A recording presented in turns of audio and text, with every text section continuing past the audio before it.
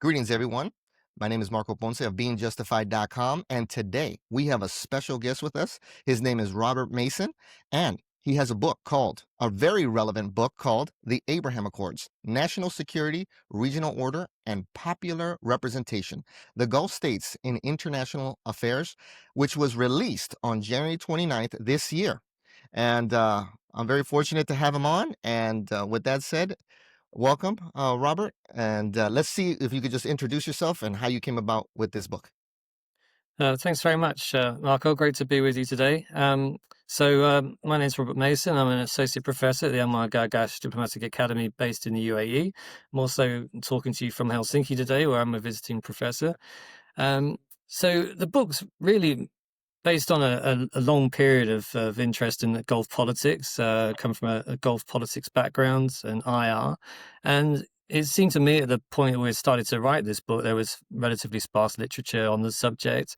And it was really interesting to sort of unpack, if you like, the various aspects of why some GCC states went towards the Accords, and why some took a more of an abstention to the Accords process, and why some really took a much more hard line point for various reasons based on history and politics and economics. So that whole mix was really fascinating. And so I wrote the book with two colleagues, Guy Burton and Vanafsheh Kenush, who's an Iran expert. So we brought in the fact that Iran was really a large part of driver, if you like, of the Abraham Accords in some cases, and to sort of look at it in a really sort of holistic fashion. Thank you. And listen, you're right. We were talking right before we started the conversation here and recorded that the idea that Iran and also Hamas with the Gaza war have been interesting in the mix of all the accords. Now, before we get to that and the more relevant stuff as to kind of what drew the accords together, um, can you speak on some of the groundwork that was laid that you lay out in your book to getting us to the accords being announced in 2020? Yeah, I mean, a lot of it's rooted in history in various cases, right back from the Jewish communities in some of these GCC states, and how they've interacted with local populations, and how the politics has developed over a period of time. But more recently, looking at the states, GCC states' relationship both with Iran on the one hand, but also the US on the other, and then building a picture of how their security situation and their political consolidation and their economic change. You know, a lot of them are diversifying into new industries and fields and so on. All sort of come together to provide a very unique picture in each case. It's really interesting in the diversity of how each of those states has developed its relations, and not always within the Abraham Accords. You know, Oman's a really interesting example because of its unique position in the Gulf region. It plays a very pivotal role in terms of diplomacy. It had, you know, various visits from Israeli leaders over a period of time, and it's had cordial relationship with Iran. So it doesn't necessarily have to have that recognition and normalization in situ in order to continue playing that sort of fruitful role. And so, yeah, this was a sort of a novel research project, and we've delved into the archives. We've looked at various statements and data, and really tying it all together in a single volume.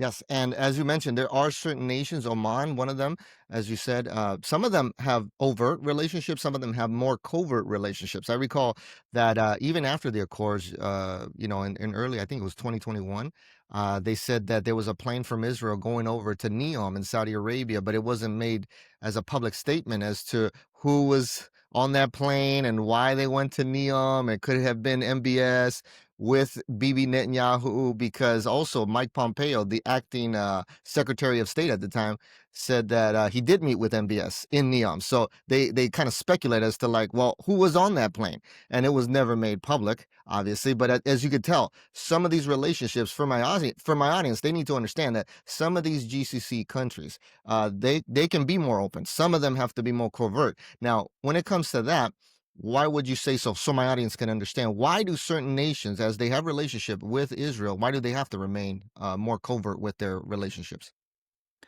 Well, I think for a number of reasons. Some of them have shared intelligence and high-tech relationships, and those have been sort of tacit over a period of time, and a lot of that feeds into sort of the threat from Iran. Um, some of them have got different sized populations and different public pressures, if you like, and that's really the point of popular representation that we make in the book in terms of, Kuwait's got a parliament, so it's got a much more um, diverse, perhaps, spectrum of opinion within that framework, and also to some extent in the media as well. Whereas some of the smaller GCC states have a different political composition, have different social makeup, and that sort of creates different considerations. And so, yeah, I mean, it goes back to the point about being tacit, and the Saudis facilitated connections with airspace, for example, between Emirates and Israel. There's other joint interests, perhaps on issues like border security and other areas besides. And so the considerations are not only political, but can be quite granular in detail as well, in terms of the kind of assistance that they're looking for, the kind of relationships they have with different actors, not only Israel, but US and others besides at the same time, and what they're really looking for in terms of their own national security objectives. Yes, and that's another thing that people need to understand because there are, like you said, there are cultural pressures, sometimes political pressure, but I think more so with cultural pressures in Saudi Arabia that they might not deem it like the timing has to be right, is what I would imagine with Saudi.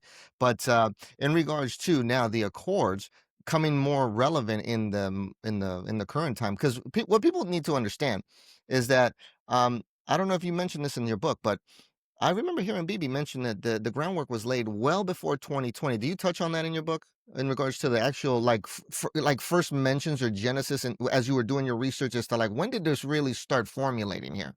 Yeah, sure. I mean, there's been political contacts and discussions over a period of time, but I really think it really comes down to the Trump administration, what they were pushing for. And you see this sort of triangular relationship building in 2020 and since.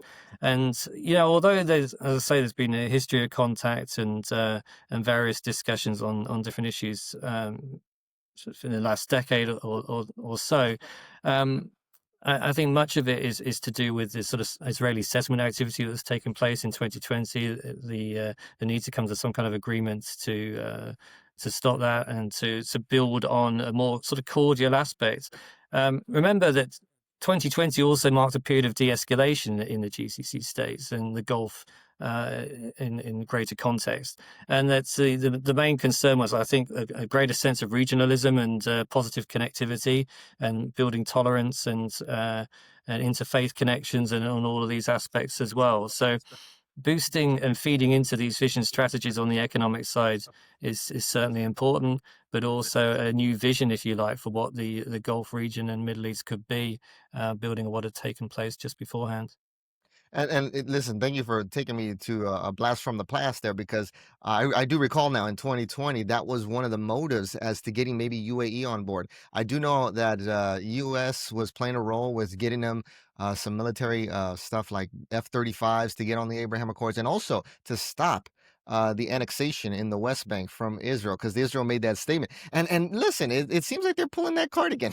You know what I'm saying? It seems like they're trying that again to probably get some other stuff done in regards to adding some other nations. But now, before we get to adding more nations to the Abraham Accords, because what I tell my audience is that we constantly, regardless of the war, regardless of Iran with the 12-day war, things were looking rather shaky there with Iran starting to send missiles over to Israel. That was looking rather interesting. But what I kept telling my audience is, why do you think? Even through the midst of all this, they're still talking about the Abraham Accords and also talking about adding nations. Because as I was telling Robert before we got on, I said, listen, I would have thought differently about the Abraham Accords if, because of the war, that it started just splintering or falling apart. But it has made it through the Gaza war. It has made it through the Iran 12-day war. And what people need to understand, oh yeah, because they want to add more nations to this. This is not just a pet project that they don't care about. This is a project that was started with Trump's first term, and now as he's back, wants to expand upon. And he also makes fun of Joe Biden for not doing anything with it. So, listen, with that said, what is your perspective now? Because it's definitely more relevant to when this book was published. Now, this book was published this year when the Gaza war was still going on. So, did you? I didn't get into most of that area, but did you get into Gaza war? But also, how do you see it that the Abraham Accords is still remain strong through the Gaza war? Well, actually, this I don't know about other authors, but this book took a certain amount of time, at least a couple of years, to put together. So it's just coming out as Gaza war was taking place. So we do reference it, but don't go into much details. It was just coming to the end of that process. Yeah, it's true. The Abraham Accords has survived the Gaza conflict up to this point. Um, it's so there is a certain amount of durability there, but on the other hand, there've also been cases, for example, in the trilateral deal between Jordan, Emirates, and Israel on energy and desalination that have suffered. So it hasn't gone through unscathed. There has been some pullback in certain quarters, and Emirates has recently laid out its red lines on settlement activity again, as you rightly point to. So this is a moving issue and one that's under constant consideration and it is true that I'm sure President Trump is trying to push and Netanyahu as well, trying to push forward the process in other directions as well. But what we have is, we had in 2020 Emirates and Bahrain. That was followed by Morocco and Sudan. Now the issue is, the modus operandi here, because if you remember back in 2002, you have Saudi Arabia tabling the Arab Peace Initiative, which Yeah. laid out very clearly and was supported by the Arab League, the concept of recognition, normalization for the whole recognized two-state solution, and that's 67 borders, right of return, East Jerusalem's capital, the Palestinian state, and so on. Yep. But the Abraham Accords has taken a different perspective to that. It's much more based on sort of power politics, negotiation, realpolitik. And when it comes to Morocco, that's had the effect of recognizing Moroccan sovereignty over the Western Sahara. Yep. When it comes to Sudan, very eager on getting sanctions relief, but can't ratify the Abraham Accords because there's still the conflict going on in Sudan. So there's issues in the way this is being pursued in various contexts. So it's very important to sort of keep it in the back of your mind, the rationale, the negotiations, and exactly how this might develop over a period of time, because it's really important that in terms of sustainability, that each state is in a sort of viable situation to pursue that over the longer term. Yes, and listen, you mentioned the ratification with Sudan, the Sudan aspect. When I tell my audience about the Abraham Accords, I just simply mention UAE, Morocco, and Bahrain. I don't mention Sudan because of that ratification part. I mean, even though they like to say it, but I'm just like, there's just so much going on right now in Sudan. Just just internally with that region right now. So, and then the whole ratification part. So I do. If I have to talk more into detail, I say yes, Sudan. They also mentioned Kosovo, which is one of those, but I don't mention. I mean, those are ones that I'm like, oh, guys, I don't really think that they're as important because I'm talking about the actual immediate neighboring countries is what I look at. And what's very interesting as we get into the Gaza war, we can now maybe touch on Iran because Iran, as I've told my audience, it looks to be that Iran is positioned as a person in the region, as more or less the bad guy, the boogeyman, to try and draw the region together to do the Abraham Accords and expand to fend off the Iranian threat, whether it be nuclear threat or whether it be terrorist, infiltration threat. The idea there is that Iran has played a role.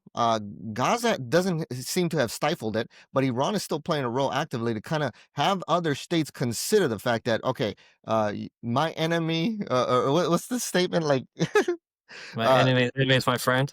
Yes, yes, that's how I see it when it comes to these GCC nations looking at themselves along with Iran. Now, you did mention there's certain neighborly countries like Oman, that they have no problems with Iran.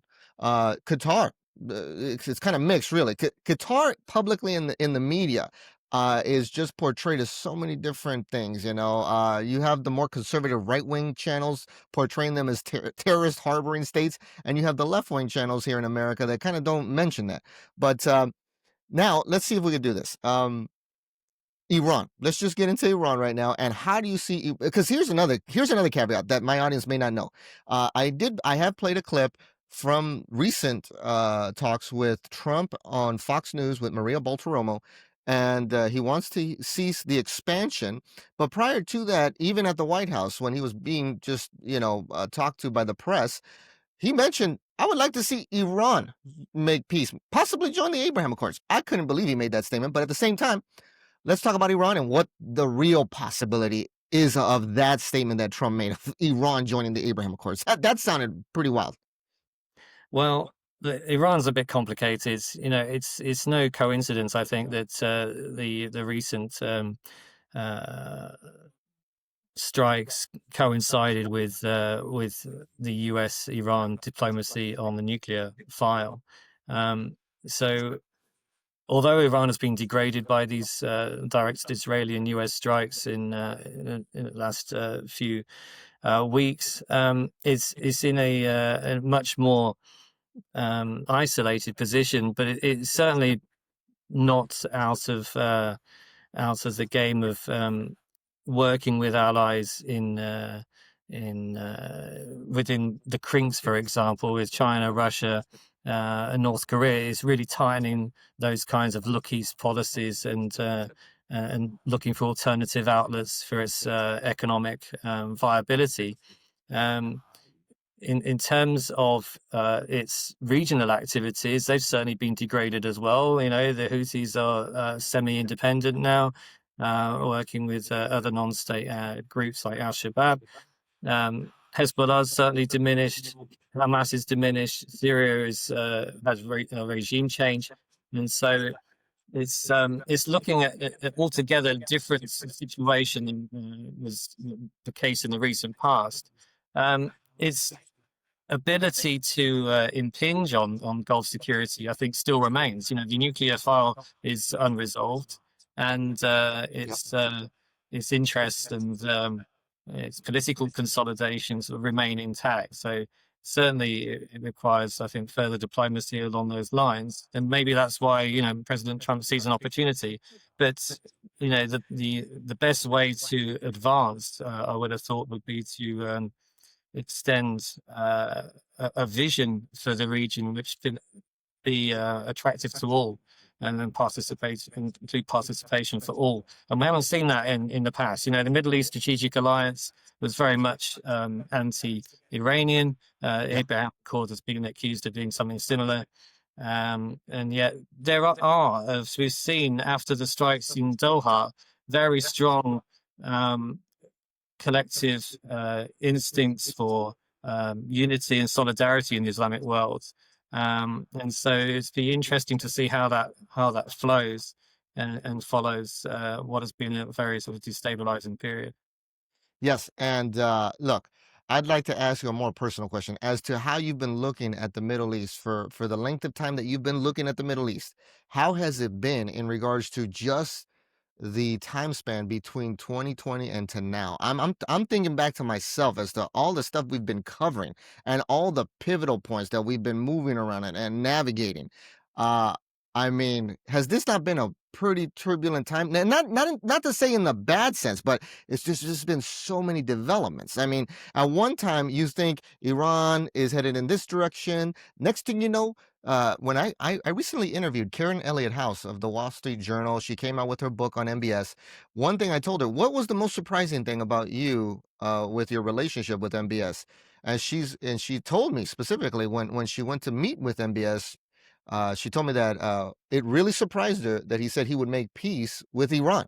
And I mean, these are moments in time that when I was covering it in real time for myself, I was just like, man, I didn't see this coming. I did not see this coming. What the heck is this? You know, because aren't they the bad Shia, Islam wing, and you're the representative of the birthplace of Sunni Islam. You know what I'm saying? So I said, wow, this is a pretty interesting development here.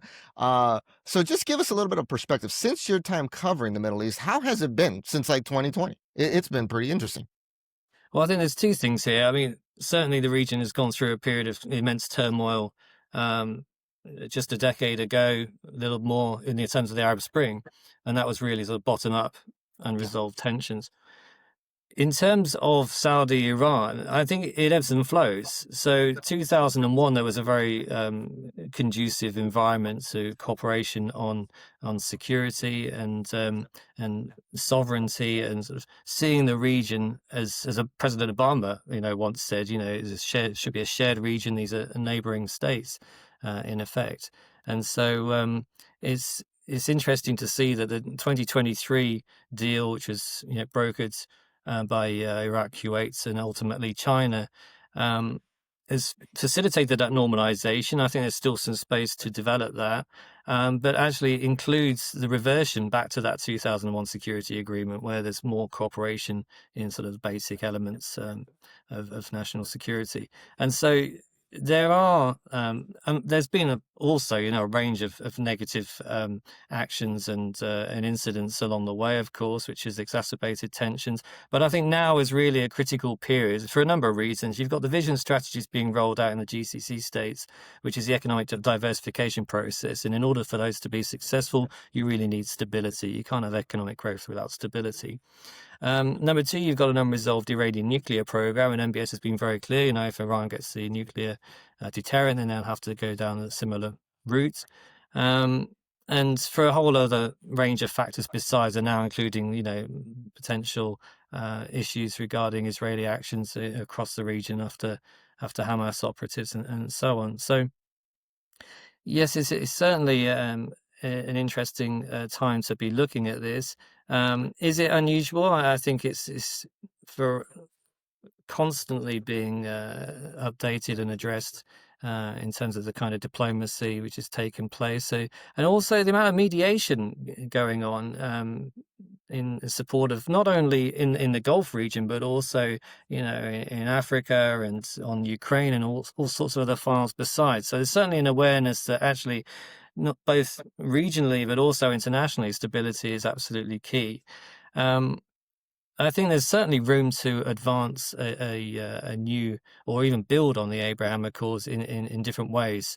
So, apart from President Trump's executive order on Qatar, which it stops short of full protection, but still a sort of a reward for having gone through that period of attack.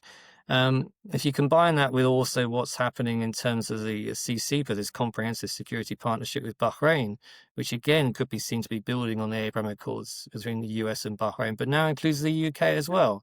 So there's definitely sort of grassroots of dialogue on these kinds of security issues, which are increasingly important. I think what's interesting with the Abraham Accords in particular, especially from an Emirati perspective, is they've built on it with the I2U2 corridors. So working with India, Israel, US in these minilateral contexts. And I yeah. think really minilateralism is the way to go, because historically the GCC states had strong bilateral links to the US. They're focused on a range of external partnerships internationally, including in Asia as well. Um, and if you can find groups of states which can work together on joint interests, then you can build it up slowly but surely into something which addresses common concerns. And maybe bringing Iran into that process isn't so far-fetched after a period of time. It's not looking good in terms of the E3, sorry, snapback in terms of sanctions being reimposed on Iran for its activities. Um, but having gone through that period and coming to an agreement and then moving forward in more constructive terms, I think is absolutely viable. And there's certainly precedent for it in the past. There's been periods of quite close cooperation, not only in the Gulf but also internationally as well. Yeah, and you're reminding me of all these little caveats too, because also last year, while Benjamin Netanyahu was at the United Nations, he started talking about the curse and the blessing, and also showing that trade route that would potentially go through Saudi Arabia and then Israel into the Mediterranean to help economically with all the people involved, including India, like you said. So, you reminded me of a lot of these caveats that I forgot to mention. But yeah, no, I could see that with Iran. I mean, right now they're in a position that they got a little diminished militarily. They've already been stripped heavily because of all the sanctions and stuff. And now the snapback, it's like Trump said that they're fighting for just being the institution that they are with the mullahs and all that stuff. So I just tell myself for him to even bring it up, it sounds far fetched, but let's just see how it plays out, because we've seen stranger things at this point. Because another thing that you reminded me of is all these moves, like you said, when it came also to Saudi Arabia, specifically more, and this doesn't really have to do with Abraham, of course, but there's a lot of moving around right now with relationships, like we talked about with Iran and Saudi. That was, like you said, brokered ultimately by China. This is all wild stuff. As we were covering it in real time, it was just wild to see as to how this is coming about. It almost at a certain point, from the American perspective, it almost at a certain point looked like MBS and the Middle East was trying to draw away from America being the major broker of all this stuff. And then we started seeing China, and I'm like, uh-oh, not a good thing for us here in America to start losing our leverage geopolitically speaking. So that kind of looked weird at one point. It doesn't look like it affected it now, but at that point I was just like, oh man, is Russia and China going to step in now as big power brokers, and then they're going to start leaving America?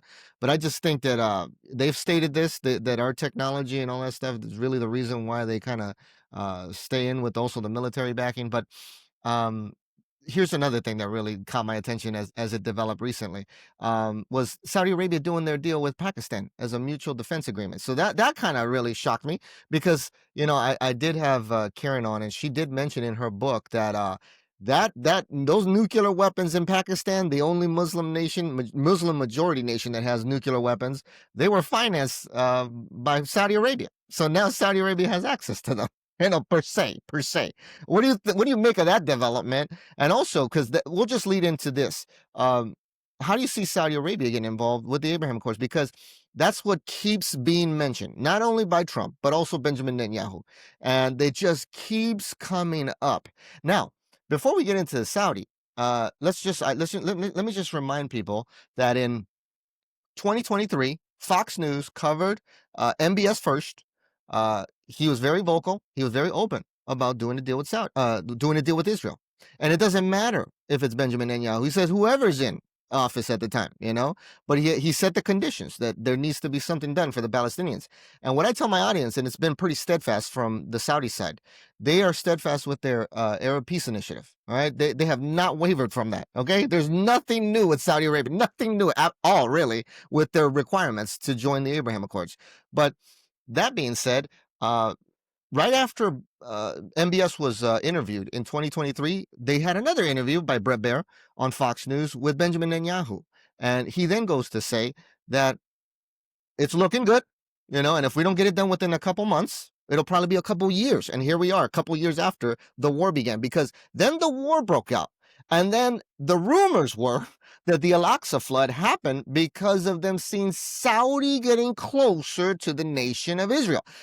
People need to understand that that's the reason they're giving us that Hamas took action by command of Iran, that they didn't want that deal to happen, with a major Muslim nation of the birthplace of Islam. So with all that said, how do we realistically, pen to paper, economics involved, how do we realistically get to and that's what they keep calling it, the big fish. They want the big fish, Saudi Arabia, to join. How do we get there? Okay, well, there's three things with Saudi Arabia. I mean, for a long time they've been looking at its arms relationship with the US, and that was obviously covered in President Trump's recent visit. Nuclear cooperation and cast iron defense agreement.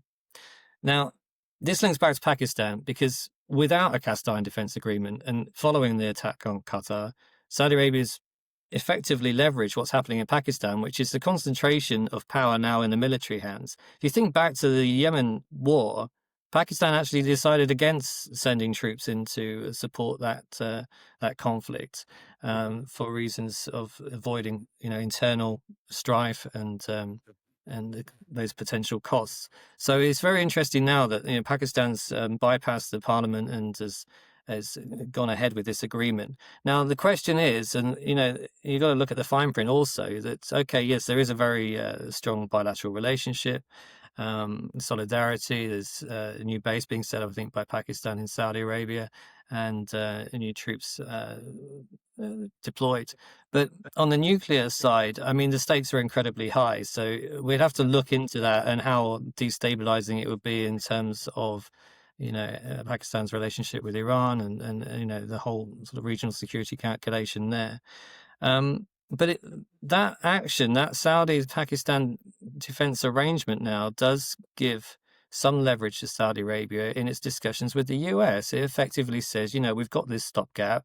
We're not as dependent on a deal, especially a normalization deal with Israel, which could facilitate some kind of defense arrangement. And that's our position for the time being. So it certainly looks to sort of reinforce Saudi policy as maintaining its sort of status quo approach on normalization and sticking to its guns on getting some kind of cast iron deal also on Palestine. Yes. It's not just on the defensive side. They want to see concrete action taken in terms of a Palestinian state as well. And so these are the sort of two issues which need to be resolved going forward, I think, in order for a really reevaluation to occur. And then, of course, the reason why Saudi Arabia is so important in this calculation for Israel is because it would unleash potentially other Muslim majority states, not only in the Middle East, but also internationally as well. And so, the stakes are rather high, but without Israel willing, or better, Benjamin Netanyahu willing to provide more upfront deal making on this topic of Palestine, then it is very difficult to make progress. Yes, you covered a good amount there. And like I told my audience, I said, listen, guys, we know what the public statements are. We know what Saudi has said. We know what Benjamin Netanyahu said. We know what Trump has said. Recently, Trump was in the air, asked by somebody from the press, and I could see that Trump got a little defensive about being questioned as to like, what is your stance on Palestine? All right, can you tell us? It's going to come down to that because we know that Benjamin has said Netanyahu has said, we want to make peace with Saudi Arabia. We want them to join the Abraham Accords. And then Saudi has said, yeah, but we need a two-state solution. And Benjamin does not want a two-state solution. And I tell people, we know where this is all at. I said, but how are we going to cross this bridge? How are we going to cross the Rubicon here? I said, something's going to have to give. Whether Bibi has a change of mind or whether Bibi has a change of office and he's just out of there and it's just somebody else like Yair Lapid or Naftali Bennett or somebody else that we don't even know about quite yet, So I tell my, and recently, I'm talking about very recent, like last week, Saudi Arabia, there were rumors to the Israeli press from somebody close to the royal court that said, we're not going to normalize until there's a political change here with Benjamin Netanyahu. Like the guy's not budging. The guy's not budging. And what my audience also needs to see that right now, as all this is still being mentioned with the Abraham Accords being expanded upon with Saudi Arabia and Indonesia, you also, let's not forget what was recently developing in the United Nations with joint effort from Emmanuel Macron and France. I mean, the push, I tell people, the push is on like never before. I mean, have you not opened your eyes and seen all these Palestine, protests all over the world? It's all over the world. And I said the push is very on to getting a two-state solution going here, like once and for all, like they say. And I like how they mention it from the Saudi side. Saudi Arabia, they've never wavered on their requirements, but I will say they do mention it in such a light now that it lets you know they're like, we want an irreversible path. We want something that cannot be undone so that we can get this two-state solution going for the Palestinians. And then we'll join the Abraham Accords. So I tell people, this is almost like maybe a spitball session at this point. I'll tell you, what I think might happen is that, yeah, either Bibi has a change of mind or there's going to be somebody else that's going to make the concession that okay, okay, let's think about this though. But at the same time, I think there's going to be some stuff we have not seen yet in regards to geopolitical moves that we've never seen before.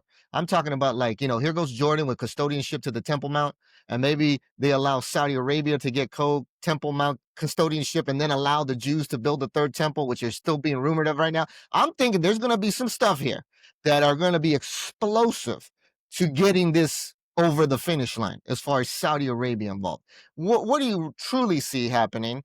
Because nothing has changed on both sides. Nothing has changed. It's at a stalemate. Essentially, it is at a stalemate, and that's why Trump. I could tell the timing is not right now to speak on such a matter because he replied to that press guy. He said, "What do you want more people to die?" And he's like, "Well, what's your stance on the two-state solution? Because we know what they want. They want a two-state solution. What is your stance, sir?" And he's just like, "Well, I haven't thought about that yet." I was like, "No, no, no, no, no, no. Stop, stop. That no one should believe that. No one should believe that Trump has not thought about that yet, because he should know this is a big element to getting stuff done. Is this two-state solution? So, what do you truly think is going to be the element that just gets that over the finish line? Because, like I said, we're at a stalemate, and we have to cross that bridge." Yeah.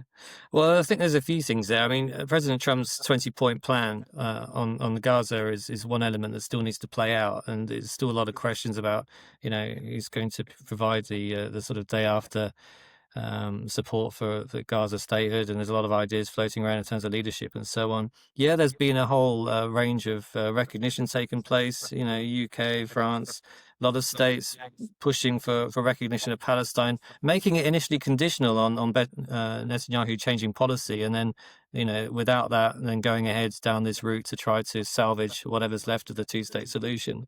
And then we're in a new period now where Hamas is turning its sights on its own population in terms of the fighting that's taking place in Gaza. So there's a lot of sort of negatives before we can get to some positives. In terms of the kind of deal that President Trump's able to make, I still think there's a dichotomy here because there's two issues. It goes back to the cast iron security guarantee for Saudi on the one hand, Palestinian recognition and support for statehood on the other. And those are the two pretty substantial policy priorities right there, and to negotiate them simultaneously, I think, would be quite a challenge. Certainly, there's been some sort of shifting around and potential changes taking place in terms of how things might play out in the region, and in terms of Jordan's participation and the kind of tensions in Jordan as well. Um, I just think that I don't think President Trump's really ready to sort of push fully behind this kind of deal. And we already know the parameters. The problem is there's an inherent tension between the Arab Peace Initiative Yeah. and the Abraham Accords, and they're taking a very different approach to the kinds of requirements in order to fulfill their potential. So we might well see more Abraham Accord signatories coming through. The question still comes down to the durability and the extent to which it guarantees the two-state solution and the imperatives of that. Um, so I think there's much to be speculating about, and given the difficulty in the next few years I mean, the Abraham Accords itself in 2020 was one of the sort of major sort of landmark foreign policy achievements of the first Trump administration. The second Trump administration, I think it's going to be very difficult to reconcile Iran on the one hand, Saudi conditionality on the other, and all the other moving parts in between. So I think it could, in fact, be very modest. Just maintaining the status quo at this point. We already saw the potential for the Gaza situation to impinge on Egyptian security in Sinai, for example, and Mhm. the spillover effects in other states. We've already seen the kind of concessions that President Trump's been making after the Israeli attacks on Qatar. So a lot of it's going to be dictated by events on the ground, and I think it would be quite a challenge, as I say, for him to come up with a solution which actually makes significant progress over the next couple of years. Yeah, and I told my audience, I said, in the next couple of years, expect some pivotal stuff to be made because I know that Trump has said he really wants to push for expanding upon that accord. or the Accords, I should say. Now, one of the other nations that he's been mentioning as of late, and also same with Benjamin Netanyahu, he was recently at the United Nations. I thought he would make more mention of Saudi, and I think he's kind of tired of that, really, because he was more talking upon other nations like Indonesia. Not he did it indirectly, but what people need to understand is Indonesia, it is the most populous Muslim country.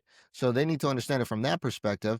But at the same time, Trump also mentioned that, we might have, he said that with Maria Bolsonaro, the only two nations that he did mention by name are Saudi Arabia. He said that they're very close, he said, but also Indonesia. But there's been reports that Indonesia, it's more on the weak side as far as kind of joining. But he said once Saudi joins, everybody else is going to join. So now let's just maybe turn our attention over to like a country like Indonesia. They were recently in Egypt, and prior to getting onto the recorded portion here, I was telling Robert that it was very interesting to see the developments of Trump landing in the Middle East recently, because Israeli media, as I was watching the live news from Israeli media, they were making mentions of the Indonesian president coming to Israel. And none of that ever manifested. But at the same time, I was thinking to myself, wow, are we about to do this with Indonesia? Are they about to go make a statement or join the Abraham Accords, coming up? But that never manifested. And what you did end up seeing, though, is Indonesia visited Egypt for the Gaza Peace Summit with Trump. The leader looked a little bewildered, I must say. He didn't look like he knew what he was doing there. But a lot of actors looked like they didn't know what they were doing there. They and Trump said, "I kind of put all this together last minute." So that's that. They had the facial expression. If you watched it live, all these leaders had the facial expression of like, "Okay, what are we doing here? Okay, photo op. Okay," and then Trump said, "They this all got put together last minute." So that's what people need to understand, that a lot of this stuff is almost like sporadic, you could see. But I have said to Robert that it looks like Trump is an agent of change along with Benjamin Netanyahu, as they're trying to make stuff happen with certain players, kind of like your Saudi Arabia, but also Indonesia. So now, with that said, how do you see Indonesia getting involved as being one of the other nations being mentioned as of late? I think first and foremost, it's absolutely contingent on Saudi Arabia changing position. I can't see any state, particularly outside the region, the immediate region, making a move like that without the other Arab states moving first. And I think, especially as you say, Saudi Arabia would be the key one in that case. Good point. Um, I think going back to Indonesia, though, it is becoming much more assertive on the international stage. It's a rising power. It's had Palestine at the core of its foreign policy. I think since independence, really, it goes back to its sort of conceptualization of self-determination in its foreign policy, and so its Muslim identity, of course, plays into that, and its relationship with regional states in the GCC.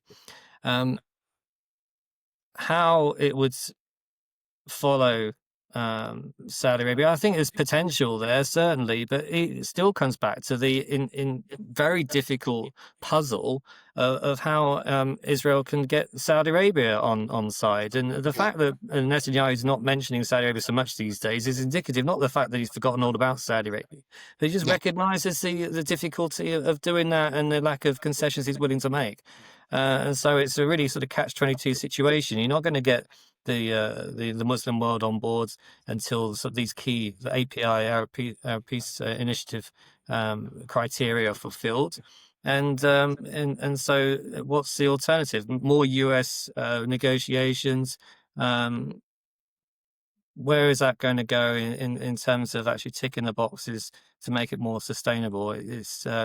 It doesn't seem to sort of compute into any sort of serious calculation at this point.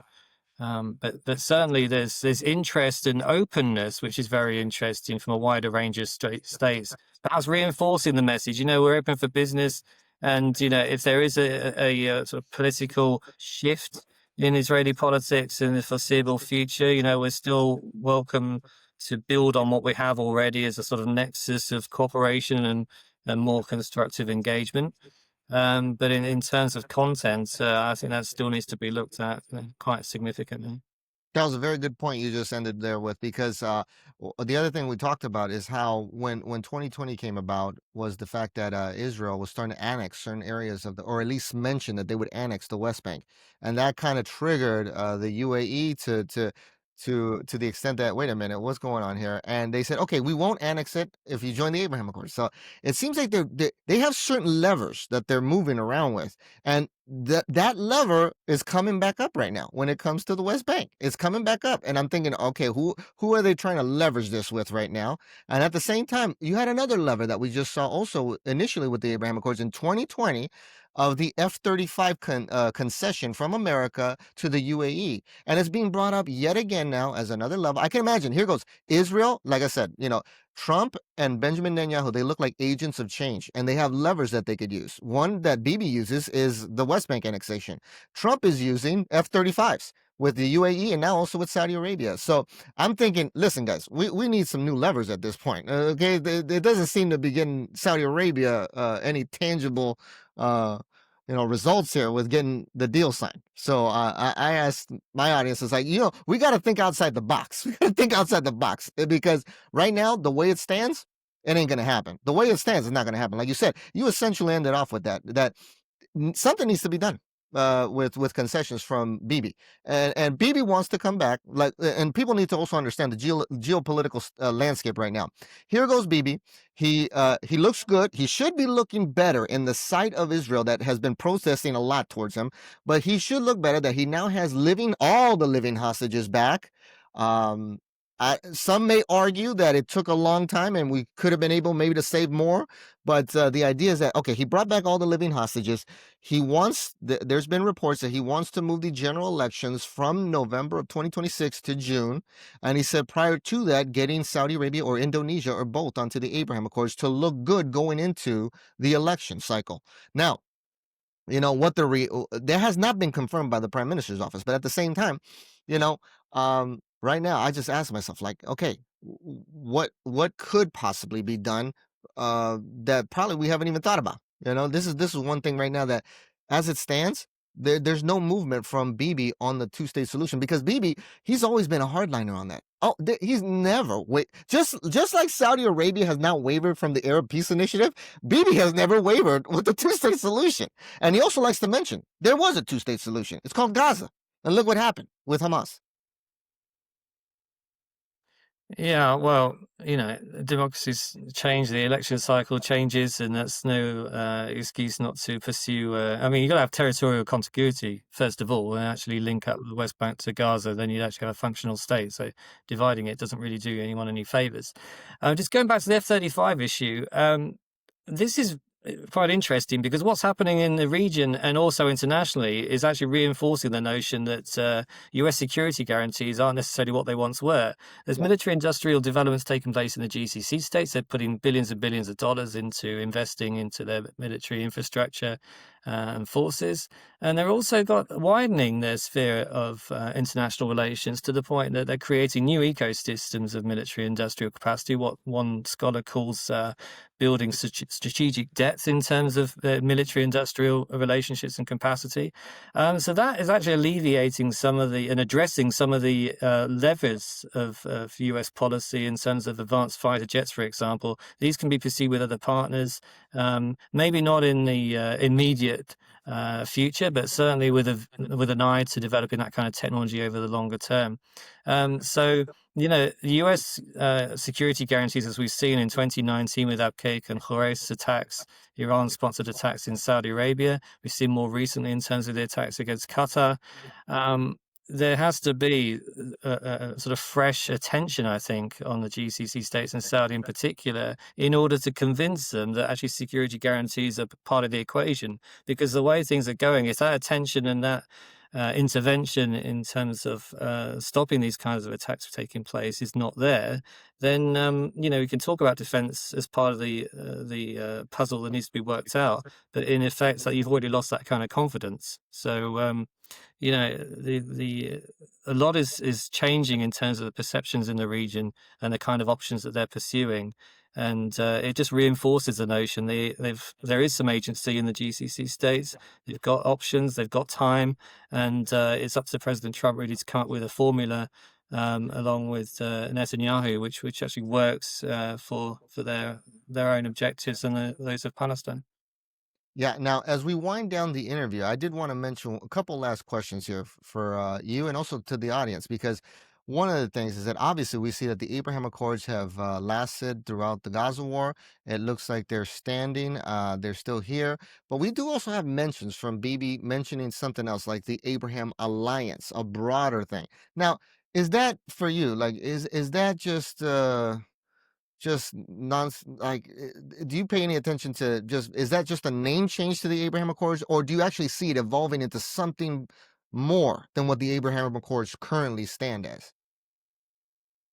I think it could be a number of things. It could be a fallback position for states which don't really want to engage beyond a certain point, but still happy to be included in certain initiatives.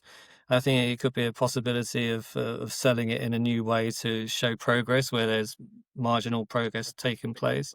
There's all sorts of ways that could be done for sort of public consumption. I'm not sure. Again, there might be, in the next couple of years, more states joining, but how cohesive that arrangement would be. And I still go back to the MISA issue, the Middle East Strategic Alliance issue, that if it seems to be exclusive in nature, you're going to lose, and without a firm US commitment, you're going to lose part of the alliance along the way. People dropped out of the MISA for that very reason. It's actually going to create a security dilemma in which the one thing you're trying to address, Iran in that case, is the one thing that could actually be provocative and create all sorts of escalations, which is the exact opposite of what most states are trying to achieve in this period. Yeah. Yeah, now that led to the idea that initially when the Abraham Accords came about, I thought of it to maybe turn into something like a Middle Eastern NATO. Do you see that happening with the evolution of the Abraham Accords? Yeah, I mean, it's interesting that after the Qatar attacks, we had Egypt and Iran come out in solidarity talking about an Islamic NATO, which is interesting considering they don't really have a normalized relationship bilaterally. Hmm. There's a lot of solidarity, of course, and a lot of interest, but there's the issue of linking up states in a sort of coherent and cohesive bloc in a way which addresses all their security needs. Certainly, there's potential, and this is what I mean about this evolving nature of these military-industrial relationships. It's really developing as we speak, and it's addressing different requirements for different states. Their interoperability is an issue. There's all sorts of other sort of technical aspects which I think need to be addressed. Um, how it can be achieved when there's no real, security institution like NATO Yeah. to a secretariat to deal with the day-to-day running of these issues. I do think there's an argument to be made that there can be more of a dialogue on these sort of uh, uh, areas. I know no one wants to transplant, sort of Western-centric NATO to the Middle East or ASEAN. Uh, to the Middle East, there are sort of precedents in this area, and there can be an organic dialogue building on the sort of positive interrelationships that are happening right now. There is a lot of close collaboration between some of the GCC states, and I think there's room to build on that, and also with other allies, Egypt, Jordan, especially over the previous years, Morocco. They've been in a position, but you've really got to try and arrange that in a way which is addressing their core concerns. And the threat perception is often quite diverse. They've Yeah. got different, just as it is in Europe vis-a-vis Russia. So it takes time to build that kind of solidarity in sort of day-to-day way, which is more planned out. And I think there's room to have that conversation. And I think that's what I'd go back to my argument for unilateralism. You can work with groups of states focusing on specific issues and build it up from there. But this preference for bilateralism is one challenge. And the sort of fast-moving nature being another. But I think Qatar certainly showed, the attack on Qatar really showed that there's an appetite for more close collaboration, an appetite for more public harmony, and one which is more widespread, and I think was first assumed. All right. Now, Last question here. Listen, this situation is definitely fluid, as you were mentioning. So I anticipate. Do you anticipate having more additions made to your book, The Abraham Accords, or will there be maybe a follow-up title? Anything in the works right now, Robert? Well, look, books are always a tricky business because you're often behind the curve on these points, and you Yes. sometimes miss the key events that are taking place and unable to update straight away. There's certainly an argument for a volume two. I'm certainly thinking about works on President Trump's foreign policy in hindsight and the kind of effect it's had within the Gulf region. But you know, often shorter pieces, op-eds, have that immediacy that books don't. So it's a case of having balance and being able to address all audiences all the time. Yeah, no, anybody writing a book right now in the Middle East, like you said, man, it's happening so fast that by the time you release it, after all the publisher stuff is done, you might be a little outdated right now because of how fluid the situation is. Now, last question before before we end the conversation here is now, kind of if I had to press you against the wall, when do you think something will happen to the Abraham Accords? This year, next year, or 27? You're asking me to look into the crystal ball. Yeah. Um, let's go back to your previous point, though. There are consistencies in these kinds of trends. So I'm quite pleased that actually that book has weathered well so far in terms of the kind of the macro trends which it identifies. Listen, I'll tell my audience, if you look at the chapters, they're I mean, if you just look at the chapters alone that you have in the book, they're a good structure in understanding the Abraham Accords. So that I just by looking at the framework of the book, I say, oh, this is excellent in the way you guys have structured it. So, just that alone, I think that's a good bare bone approach that you guys had on it, as opposed to being more crystal ballish, Yeah, I don't day to want day. Yeah. yeah, But yeah, prognosticating. taking a forward-looking approach, I think that there are certain elements again which crop up within U.S. administrations. There's always a strong push towards the end of the administration for key foreign policy Good wins point. and legacy. So Good point. that's definitely one to watch out for, and that pressure is only going to mount, especially given the sort of historical context. Specifically, I can't sort of commit to which states and under what circumstances. We know that the ball game sort of squarely lies in bringing Saudi Arabia on board. As I've tried to allude to, the difficulty of that is so multifarious and connects up so many issues, not only for Saudi national security, but Gulf security more broadly defined.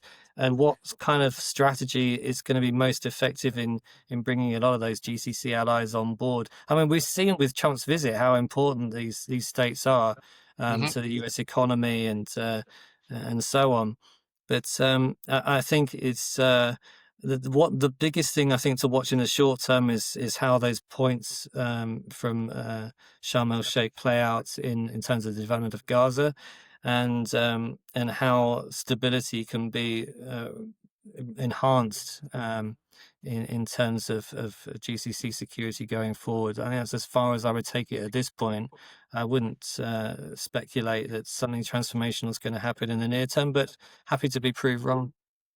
Yeah, and listen, just to kind of timestamp the interview here, because the idea is that there's just so much happening, and here we are. It's Tuesday, October 21st, 2025, as to when we're recording this. And now I'll be publishing the interview hopefully tomorrow. Now let's just see how things start to develop here, because from one week to the next. Right now, as we speak, we got JD Vance over there with Steve Witkoff and Jared Kushner checking up on the Gaza peace plan, making sure that Hamas is not breaking the truce, and it's all about how we're going to get to phase two and how they're going to disarm. And they've made statements from Hamas saying that we are not going to disarm unless it's to a Palestinian backed organization. So yeah, we got a lot still ahead here as to how we get to that what they call the big fish. So listen, with all that said, I think I've taken enough of your time here, Robert, but thank you for coming on. And listen, you're always welcome back if you ever want to talk about anything else that has to do with the Middle East, because that's what we're typically talking about. Pleasure. I look forward to it. Thanks very Thank you, much. Robert. Farewell.